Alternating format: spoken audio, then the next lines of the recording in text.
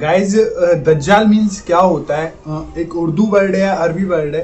Actually मुझे नहीं पता, आप लोगों को पता ही है मैं हिंदू हूँ, तो मुझे ये जो उर्दू वर्ड रहते हैं कभी कभी समझ में नहीं आते। तो एक मेरे पास वीडियो है, उसका नाम है दज्जाल कब आएगा, दज्जाल की असल हकीकत क्या है, दज्जाल की निशानियाँ। और इस वीडियो को जो बनाया है उनका नाम है डॉक्टर इसरार अहमद बयान। तो डॉक्टर इसरार अहमद साहब की मैं पहले भी एक वीडियो बना चुका हूँ, सक्सेस क्या है। अगर आप लोगों ने नहीं देखी तो आप उसको देख सकते हैं, असल कामयाबी क्या है। एक्चुअली उस वीडियो का टाइटल था असल कामयाबी क्या, आप उसको देख सकते हैं, बहुत इंटरेस्टिंग वीडियो था। अब दज्जाल कब आएगा, दज्जाल की असल हकीकत क्या है, दज्जाल की निशानियां क्या है, शायद मुझे इस वीडियो को देखते देखते पता चल जाए कि दज्जाल किसको बोला जा रहा है। या अगर नहीं पता चले तो प्लीज़ आप मुझे कमेंट कर सकते हैं ताकि मैं आप लोगों से कुछ सीख सकूं। तो आज इस पर ही रिएक्शन करूंगा, 24-25 मिनट का वीडियो है। आई होप आपको अच्छा लगेगा। वीडियो अच्छा लगे तो लाइक ज़रूर करना गाइस, और सब्सक्राइब करना चैनल को। आज के रिएक्शन में स्टार्ट करता हूँ बिना किसी देरी के। Let's play guys. इस दौर का जो सबसे बड़ा फितना है उसको अब नोट कीजिए, क्योंकि मैं आज मेहदी के बारे में या याजूज माजूज के बारे में या हजरत मसीह के नुज़ूल के बारे में कुछ अर्ज नहीं करूंगा। बकिया वक्त जो मेरे पास अब है वो मुझे सर्व करना है सिर्फ दज्जाल की वजाहत। इन तमाम अदवार में दौरुल फितन, दौरुल मलाहिम, अल मलहमतुल उज़्मा, ज़हूर मेहदी, नुज़ूल ईसा, याजूज माजूज, इन सब में इस पूरे अरसे में अजीम तरीन फितना जो है उसका नाम कुरान की जबान में दज्जाल, हदीस की जबान में दज्जाल है। चुनाचे पहले तो हदीस सुनिए, सही मुस्लिम की रिवायत है। अन इमरान इब्न हसीन रज़ियल्लाहु तआला अन्हु क़ाल समिअतु रसूलल्लाह सल्लल्लाहु अलैहि वसल्लम यक़ूल मा बैन ख़ल्क़ि आदम इला क़ियामिल क़ियामति इला क़ियामिस साअति अम्रुन अकबर मिनद दज्जाल। रवाहु मुस्लिमुन। हजरत इमरान इब्न हसीन फरमाते हैं रज़ियल्लाहु तआला अन्हु कि हुजूर को मैंने खुद सुना ये फरमाते हुए। जिस हदीस में ये अल्फाज आते समय तो मैंने खुद सुना, इसमें एक और जोर पैदा हो जाता है। वरना ये अन रसूलिल्लाह है, इसमें एक इम्कान होता है कि हुजूर से किसी और सहाबी ने सुना हो और उन सहाबी ने इन्हें बताया, इसका एक इम्कान पैदा हो जाता है नजरी तौर पर। लेकिन जब रावी कहे, सहाबी रावी, समय तो मैंने खुद सुना, तो गोया कि इसमें और ताकीद का पहलू है। मा बैन खल्क़े आदम व क़यामत साअ, आदम की तख्लीक से लेकर क़यामत के कायम होने तक। अब ये क़यामत में उर्दू वाली क़यामत में बोल रहा हूं, सात जिसको अरबी में सात कहेंगे कुरान मजीद की इस्तिलाह में, इन दोनों के माबैन दज्जाल के फितने से बड़ा फितना कोई नहीं। दूसरी हदीस सुनिए, ये तिरमिज़ी और अबू दाऊद में है, जामे तिरमिज़ी, सुनन अबी दाऊद। अन अबी उबैदह इब्न जर्राह रज़ियल्लाहु तआला अन्हु, ये जिनको अमीन हाज़िहिल उम्मह करार दिया हुजूर ने, अमीरुल उम्मत अबू उबैदह इब्न जर्राह रज़ियल्लाहु तआला अन्हु क़ाल समिअतु रसूलल्लाह सल्लल्लाहु अलैहि वसल्लम यक़ूल, वो भी फरमाते हैं कि मैंने सुना रसूलुल्लाह सल्लल्लाहु अलैहि वसल्लम को फरमाते हुए, इन्नहु लम यकुन नबिय्युन बादा नूहिन इल्ला क़द अनज़र दज्जाल क़ौमहु व इन्नी उन्ज़िरुकुमूह। हुजूर ने फरमाया कि नूह के बाद कोई नबी अल्लाह का ऐसा नहीं गुजरा जिसने अपनी कौम को, अपनी उम्मत को दज्जाल के फितने से खबरदार न किया हो। तो ऐ मुसलमानों, मैं भी तुम्हें खबरदार कर रहा हूं। सिर्फ इन दो हदीसों पर इक्तफा कर रहा हूं, वरना इस बाब में आपको हदीसें बहुत सी मिलेंगी। लेकिन बहरहाल ये समझ लीजिए कि दज्जाल का फितना जो है वो अहादीस नबविया की रूह से तारीख इंसानी का अज आदम ता आखिर दम अजीम तरीन फितना है। अब सबसे पहले समझिए कि दजिल कहते किसे, लफ्जी मानी क्या है दज्जाल के। उर्दू में भी यह लफ्ज मुस्तामल है, दजलो फरेब। दजिल कहते हैं मुलम्मा साजी, किसी हकीकत पर किसी और शय का पर्दा डाल देना, अच्छा, ताकि इंसान धोखा खा जाए। तांबे के ऊपर सोने का पानी चढ़ा दिया ताकि आप धोखा खा जाए कि ये सोना, ये दजल है। बहुत बढ़िया। असल हकीकत को छुपाने के लिए कोई फैब्रिकेशन, कोई झूठ, कोई इफ्तिरा, कोई गलत बात उसके ऊपर डाल देना, उसका पर्दा, ये दजल है। अब देखिए, सबसे पहले तो ये लफ्ज आता है अहादीस में झूठे नबियों के लिए। ये हदीस सुन लीजिए, ये भी जामे तिरमिज़ी और सुनन अबी दाऊद की रिवायत है।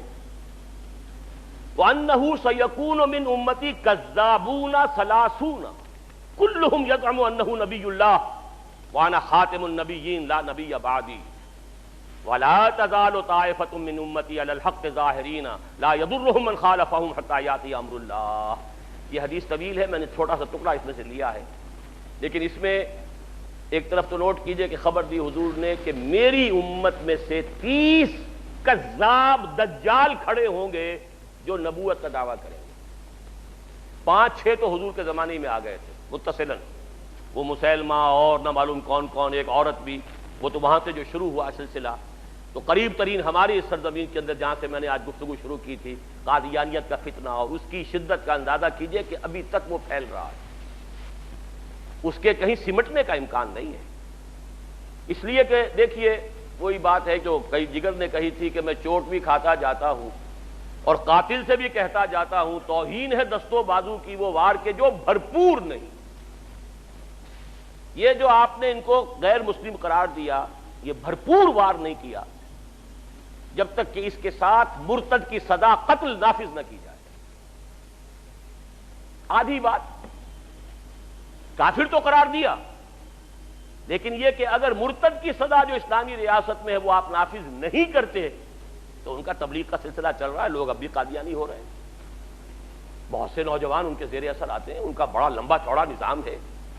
آج ان کے خلیفہ کا، جھوٹے خلیفہ کا خطبہ CNN سے نشر ہو رہا ہے.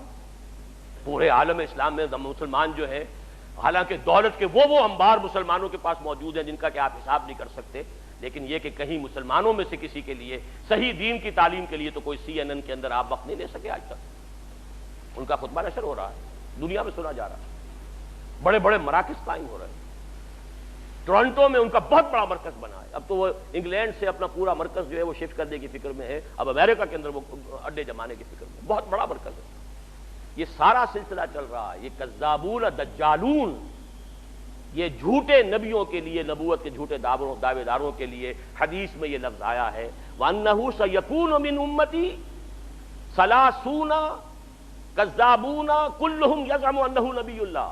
30 ایسے پیدا ہوں گے شخص جھوٹے، کذاب، دجال، جن میں سے ہر شخص کا یہ گمان ہوگا کہ میں اللہ کا نبی ہوں، وَأَنَا خَاتِمُ النَّبِيِّينَ لَا نَبِيَّ بَعْدِي، جبکہ حقیقت یہ ہے کہ میں خاتم الانبیاء ہوں اور میرے بعد کوئی نبی نہیں. لیکن اس حدیث کا ایک ٹکڑا جو ہے وہ میں خاص طور پر، اگرچہ میرے مضمون سے متعلق تو صرف یہی حصہ تھا، لیکن یہ حصہ بہت ضروری ہے. شاید کہ آپ کے دل میں کوئی آرزو پیدا ہو جائے، امنگ پیدا ہو جائے. حضور نے جہاں یہ خبر دی ہے، ساتھ ہی یہ بھی خبر دی ہے، وَلَا تَزَالُ طَائِفَةٌ مِّنْ أُمَّتِي عَلَى الْحَقِّ ظَاهِرِينَ، لیکن میری امت میں ایک گروہ ہمیشہ حق پر غالب رہے گا، حق پر قائم رہے گا. لا يضرهم من خالفهم، انہیں کوئی نقصان نہیں پہنچا سکے گا جو شخص بھی چاہے ان کی مخالفت کرے، حتی یاتی امر اللہ، یہاں تک کہ اللہ کا امر، اللہ کا فیصلہ آ جائے. یہ بہت بڑی خوشخبری ہے. یہ امت کبھی بھی گمراہی پر جمع نہیں ہوگی. ایسا کبھی نہیں ہوگا جیسے کہ عیسائیت جو ہے تثلیث پر جمع ہو گئی. حالانکہ بہت طویل عرصے تک ایسے بھی موجود رہے حضرت عیسیٰ علیہ السلام کے ماننے والے جو خالص موحد تھے، تثلیث کے قائل نہیں تھے. لیکن یہ کہ یہ امت جس طریقے سے اب جمع ہو چکے، اب کوئی عیسائیت کی ڈینومینیشن ہو، کوئی چرچ ہو، وہ پروٹیسٹنٹس ہوں، وہ کوئی گریک چرچ ہو، کوئی آرتھوڈاکس چرچ ہو، پروٹیسٹنٹس ہوں، کیتھولکس ہوں، کوئی ہو، سب کے سب تثلیث کے اوپر سب کے سب متفق. توحید ان کے ہاں سے جا چکی. حضور نے جو خبر دی ہے خوشخبری، میری امت کا معاملہ یہ نہیں ہو سکتا. کیوں نہیں ہو سکتا؟ عقلاً آخری امت ہے. ظاہر بات ہے کہ حضرت مسیح کی امت بگڑ گئی تو حق کو بیان کرنے کے لیے محمد رسول اللہ آ گئے صلی اللہ علیہ وسلم. اب اگر یہاں یہ حق گم ہو جائے کلیتاً تو کوئی اور نبی تو آنے والا نہیں. لہذا حضور کو بھی پروٹیکشن دی گئی، حضور کے دین کو بھی پروٹیکشن دی گئی. اور اس پروٹیکشن ہی کا ایک پہلو یہ ہے کہ میری امت میں ایک گروہ ہمیشہ حق پر قائم رہے گا. اللہم ربنا اجعلنا منہم، اللہ تعالی ہمیں توفیق دے کہ ہم ان میں سے ہوں. یہ آرزو تو کم سے کم دل کے اندر پیدا کیجئے، یہ امنگ تو پیدا ہو جائے. اگرچہ مجھے معلوم ہے کہ ماحول وہ ہے جس کے بارے میں اقبال نے کہا ہے کہ آرزو اول تو پیدا ہو نہیں سکتی کہیں، اور ہو جائے تو مر جاتی ہے یا رہتی ہے خام. ماحول غذا نہیں دیتا، آکسیجن ہی نہیں ہے. 2 پتیاں تو نکلی تھی بیج میں سے لیکن مرجھا گئیں، اس لیے کہ غذا نہیں فضا میں. امنگ اٹھتی ہے، جذبہ ابھرتا ہے، اس کی آبیاری کا سامان نہیں ہے، خارجی نہیں ہے، سارا داخلی سامان کرنا پڑے گا، اپنے اندر کا تیل جلانا ہوگا، باہر کا تیل نہیں ملے گا۔ اقبال نے یہی بات کہی ایک شعر کے اندر، کر اپنی رات کو داغے جگر سے نورانی، کر اپنی رات کو داغے جگر سے نورانی، اپنے اندر تیل جلاؤ، اپنے جگر کا تیل جلاؤ، اس سے روشنی حاصل کرو گے، ماحول سے تمہیں روشنی نہیں ملے گی۔ اپنی اس عارضی کو پروان چڑھاؤ، لیکن اپنے اندرونی جذبے کے ساتھ، استقامت کے ساتھ۔ بہرحال اس حدیث کا یہ ٹکڑا میں نے صرف اس لیے سنایا کہ یہ ایک ہمارے لیے ایک امنگ پیدا کرنے والی شے ہے کہ اللہ تعالی ہمیں توفیق دے کہ ہم ان لوگوں میں سے ہوں۔ تو پہلا لفظ جو دجال آیا ہے وہ تو میں نے آپ سے عرض کیا کہ دجال جھوٹا نبی، جس کے بارے میں حضور کی خبر ہے کہ 30 پیدا ہوں۔ دوسرا ایک عمومی فتنہ ہے دجال، فتنۃ الدجال، عمومی فتنہ۔ وہ کیا ہے؟ اصل میں یہ تہذیب کہ جس میں میں اور آپ، واقعہ یہ ہے کہ ہم اس وقت غرق ہیں، کسی کے سر کے اوپر تک پانی جا چکا ہے، وہ جا چکا، کوئی گردن تک اس کے اندر ہے، کوئی پیٹ تک ہے، کوئی گھٹنوں تک ہے، لیکن ہم میں سے کوئی اس تہذیب سے بچا ہوا نہیں۔ یہ عالمی تہذیب ہے، دجالی تہذیب، جو شروع ہوئی تھی مغرب سے تقریباً 400 سال قبل، رینائسنس، احیاء العلم۔ لیکن اس احیاء العلم کے نتیجہ کیا نکلا؟ مادی ترقی، ٹیکنالوجی، سائنس بڑھتی چلی گئی، اور اس درجے بڑھتی چلی گئی کہ عروج آدم خاکی سے انجم سہمے جاتے ہیں کہ یہ ٹوٹا ہوا تارا مہ کامل نہ بن جائے۔ چاند کو پاؤں تلے روند آیا انسان، اور ابھی نہ معلوم کہاں کہاں کمندے ڈال رہا ہے۔ لیکن دوسری طرف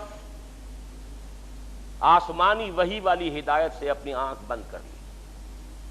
نوٹ کر لیجئے اس بات کو اچھی طرح، سورہ بقرہ کا 4واں رکوع جو ہے قرآن مجید کے فلسفے میں نہایت اہمیت کا حامل۔ اللہ نے انسان کو بنایا زمین کی خلافت کے لیے، وَإِذْ قَالَ رَبُّكَ لِلْمَلَائِكَةِ إِنِّي جَاعِلٌ فِي الْأَرْضِ خلیفہ، خلافت عرضی کے لیے آدم کی تخلیق ہوئی۔ دو چیزیں دی گئیں آدم کو، ایک کا ذکر اس رکوع کے شروع میں ہے، ایک کا آخر میں۔ شروع میں علم الاسماء دیا گیا، علم آدم الاسماء كلها ثم عرضهم على الملائكة فقال انبئوني باسماء هؤلاء ان كنتم صادقين۔ ایک علم تو آدم کو دے دیا گیا، علمہ دے دیا گیا، فعل ماضی ہے، ماضی مطلق ہے، دے دیا گیا۔ ایک علم کے بارے میں فرمایا وہ آتا رہے گا تمہارے پاس وقتاً فوقتاً، فَإِمَّا يَأْتِيَنَّكُم مِّنِّي هُدًى فَمَن تَبِعَ هُدَايَ فَلَا خَوْفٌ عَلَيْهِمْ وَلَا هُمْ يَحْزَنُونَ۔ سورہ بقرہ کے 4تھے رکوع کے آخری میں ہے نا، یہ علم تو دے دیا تمہیں۔ ایک علم ہے علم ہدایت، وہ وقفاً وقفے سے وقتاً فوقتاً آتا رہے۔ فَإِمَّا يَأْتِيَنَّكُم مِّنِّي هُدًى فَمَن تَبِعَ هُدَايَ، تو جو میری اس ہدایت کی پیروی کرے گا فَلَا خَوْفٌ عَلَيْهِمْ وَلَا هُمْ يَحْزَنُونَ وَالَّذِينَ كَفَرُوا وَكَذَّبُوا بِآيَاتِنَا أُولَٰئِكَ أَصْحَابُ یہ ویڈیو کچھ زیادہ ہی اردو میں ہے یار۔ دو چیزیں دی تھی نا، علم اسماء جو آدم کو دے دیا گیا وہی ہے جو آدم کی نسل کے اندر ایک تناور درخت بن کر یہ فزیکل سائنسز اور ٹیکنالوجی کی شکل اختیار کر چکا ہے۔ اس کو اچھی طرح سمجھ لیجئے بات کو۔ آم کی گٹھلی میں پورا آم ہوتا ہے کہ نہیں؟ آم کا درخت کہاں سے وجود میں آتا ہے؟ صحیح بات ہے، گٹھلی سے ہی بنتا ہے، یہ تو ہے۔ باہر سے تو صرف پانی گیا تھا گٹھلی کے اندر، دو پتیاں کہاں سے نکلی؟ گٹھلی میں سے۔ اس کی ابتدائی غذا بھی اس گٹھلی کے اندر موجود ہے۔ بعد میں پانی جو ہے وہ مختلف منرلز لے کر اندر جاتا رہا، اوپر سے جو ہے آکسیجن ملتی رہی۔ آم کا درخت پورا کا پورا گٹھلی میں تھا، لیکن آم کی گٹھلی کو آم کا درخت بننے میں کتنے سال لگتے ہیں؟ 12۔ چلیے 10 سال لگے۔ آدم کو پورا علم دے دیا گیا، اس کی ایکسفولیشن، اس کا ظہور، اس کا بروز یہ ہوا ہے ان 10,000 سالوں کے اندر۔ وہ درخت اب تناور درخت بن گیا ہے۔ اسلحہ ثابت و فروحا فی السماء، اس کی شاخیں آسمان سے باتیں کر رہی ہیں، عروج آدم خاکی سے انجم سہمے جاتے ہیں کہ یہ ٹوٹا ہوا تارا مہ کامل نہ بن جائے۔ تسخیر کائنات جو انسان کر رہا ہے وہ خلیفہ کی حیثیت سے کر رہا ہے، اسی لیے فرمایا گیا اللہ تعالیٰ نے تمہارے لیے پوری زمین کو جو ہے اور جو کچھ اس کے اندر ہے، نہ صرف زمین بلکہ آسمان، ان سب کو اللہ تعالیٰ نے مسخر کر دیا انسان کے لیے۔ قرآن مجید میں 2 جگہ یہ مضمون آیا ہے۔ بہرحال ایک طرف یہ علم جو پھیلتا چلا گیا اور ابھی اور آگے جا رہا ہے اور آگے جائے گا۔ ابھی جینیٹک انجینئرنگ کا فن جو ہے اس وقت سب سے زیادہ یا تو کمپیوٹرز کے اوپر توجہ ہے اور یا جینیٹکس پر ہے، اور جینیٹک انجینئرنگ کے طریقے سے ایسی جس قسم کے آپ چاہیں گے مخلوق پیدا کرنے کے قابل ہو جائیں گے، جو صفات آپ چاہتے ہیں پیدا کر لیں گے، ایسے انسان پیدا کیے جا سکیں گے جن میں سرے سے رحم اور سرے سے رقت کا مادہ ہی نہ ہو۔ ہیومن روبوٹس، ابھی بھی یہی چل جہاں رہا سے ہے۔ جو حکم ملے گا جس کو کہا گیا قرآن مجید میں علیہا ملائکۃ غلاظ شداد لا یعصون اللہ ما امرہم ویفعلون ما یؤمرون، ایسے غلاظ اور شداد لوگ پیدا کر دیے جائیں گے کہ جن کے دلوں میں کوئی رحم نام کی کوئی کسی شے کا شائبہ نہیں، دے کین کریٹ۔ اب تو جینز کے ساتھ کھیلنے کا دور آ گیا۔ دیکھیے اب نوٹ کیجئے، یہ علم اگر بڑھتا چلا جاتا جیسا کہ بڑھتا چلا گیا، لیکن ساتھ ہی یہ علم جو آتا رہا اس کی پیروی جاری رہتی تو کوئی خرابی نہیں تھی۔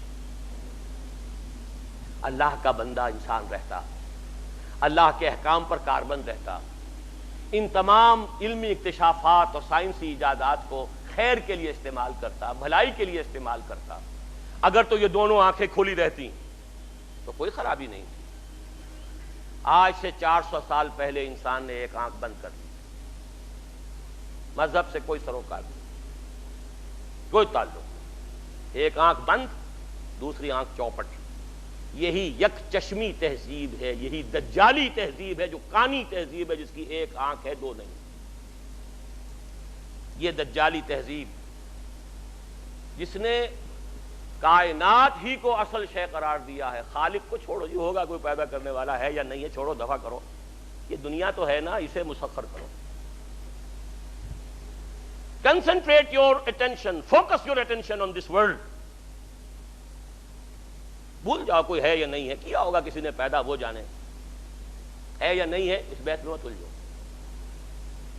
روح کوئی ہے یا نہیں ہے، کوئی حقیقت ہے یا نہیں ہے، کیا پتا ہے کہ نہیں ہے، چھوڑو دفع کرو، کس نے دیکھی؟